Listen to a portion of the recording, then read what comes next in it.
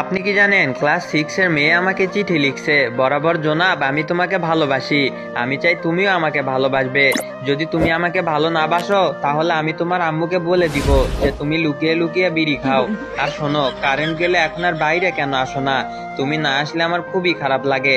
তুমি যখন বাইরে আসো তখন আমি লুকোচুরি করে তোমাকে দেখি, তখন অনেক মজা হয়। আর শোনো, তুমি বস্তির ছেলেদের সাথে এত ঘোরাঘুরি কেন করো? ওদের সাথে আর যেন না দেখি। আমি স্কুলে যাওয়ার সময় দাঁড়িয়ে থাকবা, মাঝে মাঝে আমাকে এটা ওটা কিনে দিবা। আমি স্কুলে ঝালমুড়ি খাবো আর তুমি দাম দিবা। আর তুমি পাশের বাসার মেয়ের সুইটি আপুর দিকে তাকিয়ে থাকো কেন? ওর দিকে আর তাকাবা না। আর আমি যে তোমাকে ভালোবাসি এই কথা কাউকে বলবা না। বলবা যে তুমি আমাকে ভালোবাসো, কিন্তু আমি তোমাকে পাত্তা দেই না। আমি যা বলছি তাই না করলে কিন্তু তোমার মাকে বলে দিব তুমি বিড়ি খাও। কথাগুলো যেন মনে থাকে। চিঠিটা পড়ে চক্ষু দিয়ে আমার পানি পড়ছে, আর মনে মনে বলছি কোন হালাই কইছে ধূমপান মৃত্যুর কারণ। আমি তো দেখি ধূমপান ব্ল্যাকমেইলের কারণ।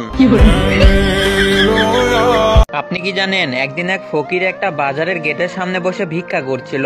তখন একজন ধনী ব্যক্তি ওনাকে অনেকগুলো টাকা দিতে চাইলো আর বলল, আমি যদি তোমাকে এই টাকাগুলো দিই তাহলে তুমি এখন কি করবা? তখন ফকির বলল, আমি এই বাজারটা আরো বড় করে বানাবো, তারপরেই বাজারের সামনে বড় একটা গেট বানাবো, তারপরে এই গেটের সামনে বসে নিজেই ভিক্ষা করব। কারণ বড় গেটের সামনে অনেক মানুষ ভিড় জমাবে এবং সবাই আমাকে টাকা দিবে এবং আমি অনেকগুলো টাকা পাবো, আগের থেকে বেশি টাকা ভিক্ষা পাবো। এই কথা শোনার পর সেই লোকটা তো তখনই বেহুশ।